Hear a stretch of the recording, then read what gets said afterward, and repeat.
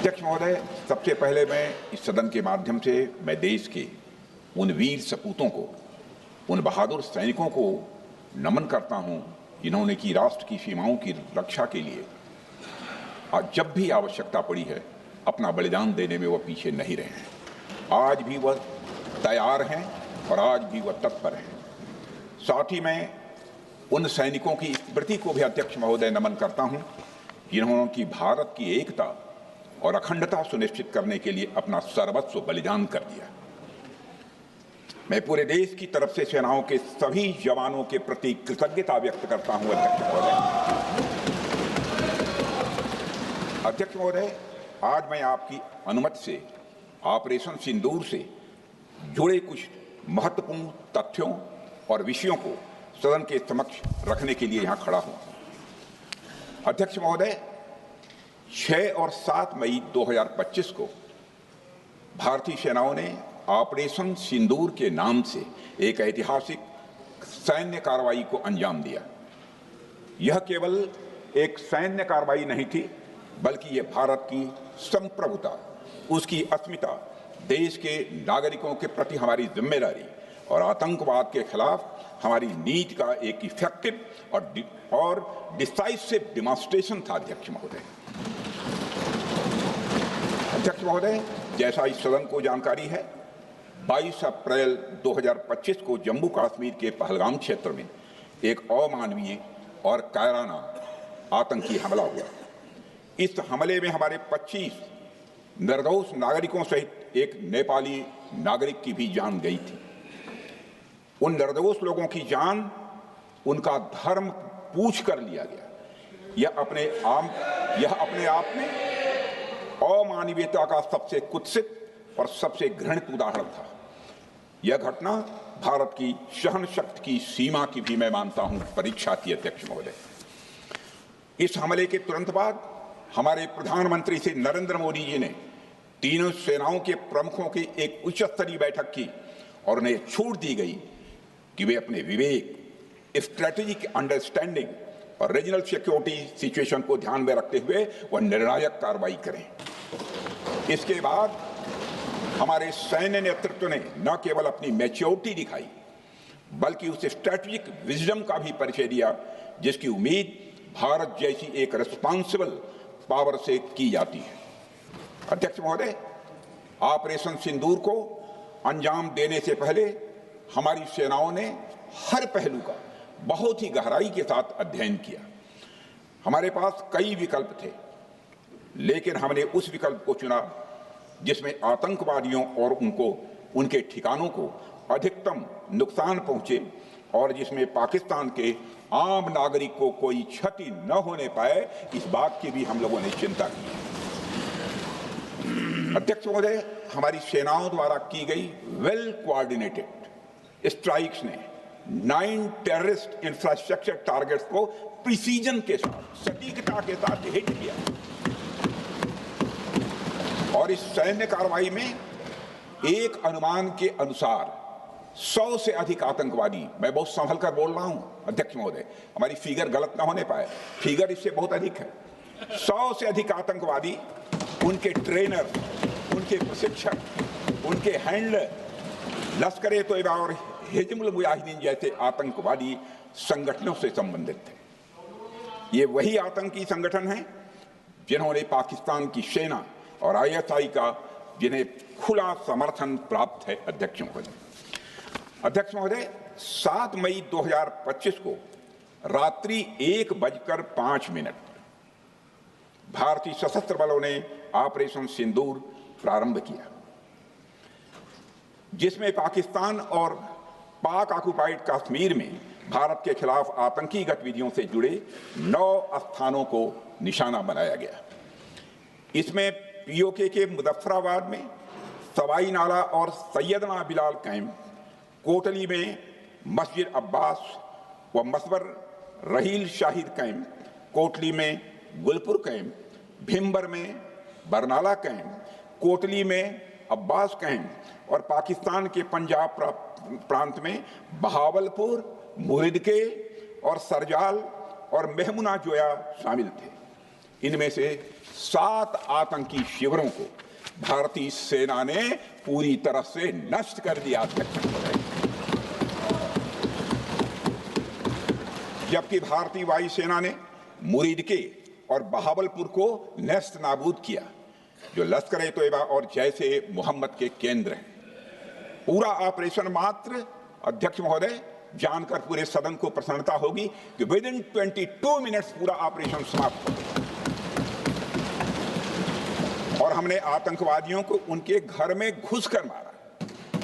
सशस्त्र बलों ने हमारी माताओं और बहनों के सिंदूर का बदला लिया और प्रत्येक भारतीय इस भावना से ओत-प्रोत हो गया। अध्यक्ष महोदय, मैं चाहूंगा कि पूरा सदन एक बार हमारे सेना के बहादुर जवानों के शौर्य और पराक्रम का अभिनंदन। अध्यक्ष महोदय, यह सिंदूर की लाली शौर्य की कहानी है। यह सिंदूर की लाली शौर्य की कहानी है, भारत के मस्तक पर वीरता की निशानी है। अध्यक्ष महोदय, सेनाओं ने अंधेरी रात होने के बावजूद हमले की सफलता के स्पष्ट एविडेंस भी जुटाए हैं, साक्ष्य है हमारे पास। अध्यक्ष महोदय, हमले के कुछ ही घंटों के भीतर एक प्रेस रिलीज और मीडिया ब्रीफिंग के माध्यम से इन्हें जनता की जानकारी के लिए जारी कर दिया गया था। मुझे यह पुष्टि करते हुए गौरव की अनुभूति हो रही है कि सशस्त्र बल अपने सभी मिशन ऑब्जेक्टिव्स को पूरा करने में पूरी तरह से सक्षम रहे और साथ ही कामयाब रहे। अध्यक्ष महोदय, 7 मई 2025 को हमले माने 1:35 के तुरंत बाद भारतीय डीजीएमओ ने हॉटलाइन संदेश के माध्यम से पाकिस्तान के डीजीएमओ यानी डायरेक्टर जनरल मिलिट्री ऑपरेशन से संपर्क किया और टेरर इंफ्रास्ट्रक्चर के खिलाफ हमारे हमले के रेशनल और मेथोडोलॉजी के बारे में पूरी जानकारी दी और यह तथ्य भी बताया ये हमले एस्केलेटरी नेचर वाले नहीं थे, माने इसको हम आगे नहीं बढ़ाना चाहते। जिन मोहि मारा तिन मोहि मारे। अध्यक्ष महोदय, जिस प्रकार प्रभु हनुमान ने लंका में अपनी रणनीति बनाई थी, उसी प्रकार हमने भी उन्हीं को निशाना बनाया जिन्होंने हमें नुकसान पहुंचाया था। हालांकि पाकिस्तान ने इस रेशनल को समझने से इनकार कर दिया और अगले कुछ दिनों तक सिविलियन और सैन्य ठिकानों पर गोलीबारी करके बड़े पैमाने पर सीज फायर वायलेशन करके स्थिति को एस्केलेट करने की उसने कोशिश की। अध्यक्ष महोदय, 7-8 मई 2025 की रात को क्लियरली आइडेंटिफाइड आतंकवाद संबंधी ठिकानों पर हमारे सफल ऑपरेशन के बाद, सफल हमले के बाद पाकिस्तान ने स्थिति को एस्केलेट कर दिया और अनमैन्ड एरियल सिस्टम और अन्य साधनों का उपयोग करके भारतीय वायुसेना के बेसेस, भारतीय वायुसेना के सेंसर्स और सेना के फॉर्मेशन हेडक्वार्टर से लेकर ब्रिगेडों तक पर भी उसने हमला कर दिया। हालांकि हमारी इंटीग्रेटेड एयर डिफेंस ग्रिड और काउंटर यूएस ग्रिड ने इन हमलों को सफलतापूर्वक विफल कर दिया। अध्यक्ष महोदय, यस-400 यमारसैन आकाश मिसाइल सिस्टम और एयर डिफेंस गन्स बहुत प्रभावी साबित हुई हैं। अध्यक्ष महोदय, इस एस्केलेशन पर हमारा जवाबी हमला स्विफ्ट, प्रोपोर्शनेट और नवातुला था। अध्यक्ष महोदय, जिसमें 8 मई 2025 को केवल चुनिंदा पाकिस्तानी एयर डिफेंस सिस्टम और सेंसर नेटवर्क को प्रिसीजन गाइडेड मिशन द्वारा म्यूनिशंस द्वारा जो है टारगेट किया गया। अध्यक्ष महोदय, हमारी कार्रवाई पूरी तरह से सेल्फ डिफेंस में थी, न तो वह प्रोवोकेटिव थी और न तो एक्सपेंशनिस्ट थी।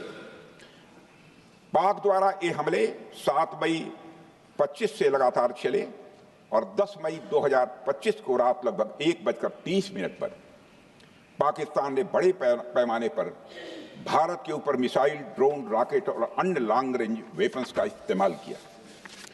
इसके साथ साथ उन्होंने इलेक्ट्रॉनिक वारफेयर से जुड़ी टेक्नोलॉजीज का भी सहारा लिया। अध्यक्ष महोदय, उनके निशाने पर हमारे भारतीय वायुसेना के अड्डे, थल सेना के एम्यूनिशन डिपोज, हवाई अड्डे और मिलिट्री कैंट थे। अध्यक्ष महोदय, यह कहते हुए मुझे गौरव की अनुभूति हो रही है कि हमारे air defence system, counter drone system और इलेक्ट्रॉनिक इक्विपमेंट्स ने पाकिस्तान के इस हमले को पूरी तरह से नाकाम कर दिया। पाकिस्तान हमारे किसी भी टारगेट को हिट नहीं कर पाया अध्यक्ष महोदय, और हमारे किसी भी इंपॉर्टेंट एसेट को नुकसान नहीं हुआ है। हमारी सुरक्षा व्यवस्था अध्यक्ष महोदय चाक चौबंद थी और हर हमले को हम लोग रोका गया। मैं इसके लिए भारतीय सेना के बहादुर सैनिकों की जमकर सराहना करता हूं, जिन्होंने दुश्मन के हर मंसूबे पर पानी फेर दिया। और अपने प्रतिपक्ष के मित्रों से भी कहना चाहता हूं, एक बार फिर से भारत के सेना के जवानों का कम से कम मेज थपथपाकर उनका अभिनंदन करिए। बहुत बहुत धन्यवाद। बहुत बहुत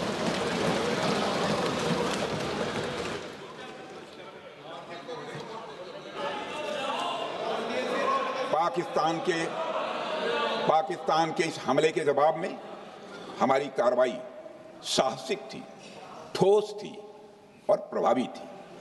भारतीय वायुसेना ने वेस्टर्न फ्रंट पर पाकिस्तान के हवाई अड्डों, command and control systems, military infrastructures और एयर डिफेंस सिस्टम को निशाना बनाया और इस मिशन को हमारी सेनाओं ने सफलतापूर्वक अंजाम देने में कामयाबी हासिल की। अध्यक्ष महोदय, हमारी सेनाओं ने चकलाला, सरगोधा, रफीकी, रहीम यार खान, जैकबाबाद, सुक्कुर और भोलारी जैसे बड़े एयरबेस पर प्रहार किया और पूरी दुनिया ने भारतीय वायुसेना के शौर्य और पराक्रम की तस्वीर देखी।